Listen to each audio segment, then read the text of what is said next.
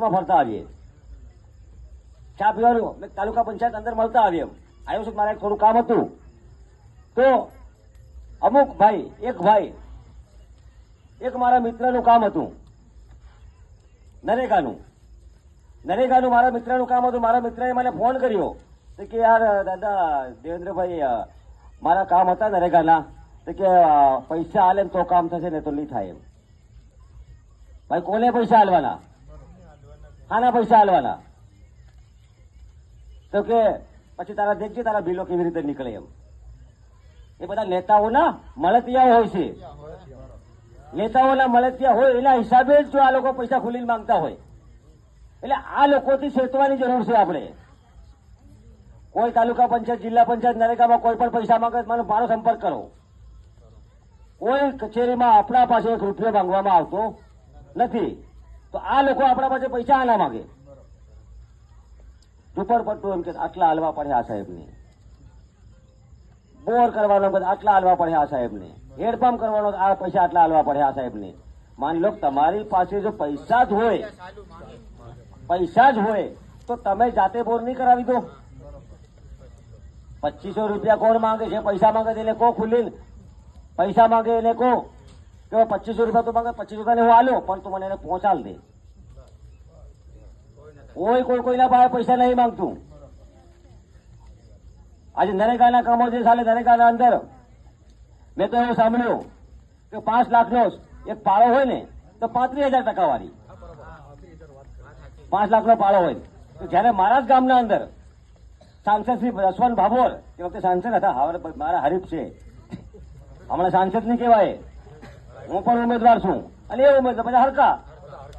તે વખતે જસવંતસિંહ ભાભોર એને મેં સવાલ પૂછ્યો, જિલ્લા પંચાયતની આખી ટીમ, અને ભાઈ મેં પૂછ્યું કે ભાઈ નરેગાના અંદર 5 લાખનો જો શેકડેમ હોય એના 35,000 લે. જો મારા ગામના અંદર 21 લાખના 2 શેકડેમ નું મુહૂર્ત કરવા આવ્યા, ખાતમુહૂર્ત, તો મેં ટેસ્ટ પર પૂછ્યું ને હવે એ તો મારા પાસે આ પેલી કોટી હતી જરાક વાણિયા વાળી, આ આદિવાસી વાળીની હતી, એટલે એ કોટી એટલે ભાજપ વાળા પહેરે એવી કોટી હતી, તો એ કોટી મારા પાસે પહેરેલી હતી. અને આવી જ રીતે ટેસ્ટ પર આ લોકો બધા બેઠા, પબ્લિક આમ બેઠી, હું આવ્યો ડિરેક્ટથી. 3 ધારાસભ્યો હતા, હવે નામ નહીં કહું, 3 ધારાસભ્યો, જિલ્લા પંચાયતની આખી ટીમ, નરેગાની આખી ટીમ, બધા જ ત્યાં પૂછ્યું. એક એન્કરિંગ કરનાર એક નવા ભાઈ હતા, હમણાં દાદાએ કીધું એમ કે દેવેન્દ્રભાઈ બીટીપીના એમ, એટલે એમને ખબર નથી બરાબર. એમ પેલા મેં કીધું લાવો સાહેબ 2 મિનિટ માઇક આપો ને. હવે મારા ગામમાં મિટિંગ એટલે બધા ઓળખતા હોય મને, બધા મને બોલ્યા એટલે બધાના મગજમાં હું લાગ્યું કે આ ભાજપ વાળો છે એમ. એટલે ભૂલમાં મને માઇક આલ દીધું, મને માઇક આલ્યું. તો એ કહે છે પ્રકૃતિ મિત્ર મંડળ આપણા લોકલાડીલા સાંસદ શ્રી જસવંતસિંહ ભાભોર સાહેબનું સ્વાગત કરશે એમ કીધું. ને હું પહોંચી ગયો, મેં કીધું માઇક માઇક આલો ને, તો મને માઇક આલ્યો, પેલા સ્વાગત કરવા ઉભા. મેં પૂછ્યું આપણા લોકલાડીલા આમ તરીકે ઇજ્જતથી બોલવું પડે કે હવે આપણા ગામમાં આવ્યો એટલે વિરોધ તો નહીં કરાય, એટલે ઇજ્જતથી થોડીક ઇજ્જત આલી પહેલી.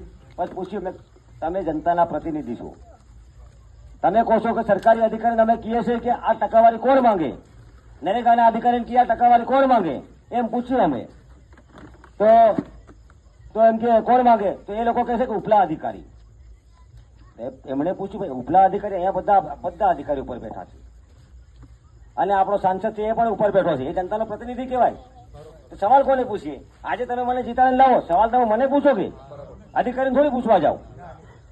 અને અધિકારી પૂછે, અધિકારી કે ઉપલા અધિકારી, બધાથી મોટો અધિકારી તું બેઠો છે ભાઈ, તે મને આ જવાબ એનો હાલો કરે. તો કે તારું કામ થઈ જાય છે ને. મારા કામનો સવાલ નથી, મારા કામનો સવાલ નથી. આ તમામ સરપંચોની વાત કરીએ, આપણા સરપંચો, મેં ચોખ્ખું કીધું ભાઈ તમામ સરપંચો હોય, તાલુકા સભ્યો હોય કે જિલ્લા સભ્યો હોય કે ધારાસભ્યો હોય, જો તમે ઉપર ટકાવારી માંગતા હોય તો ગામનો વિકાસ કઈથી થવાનો?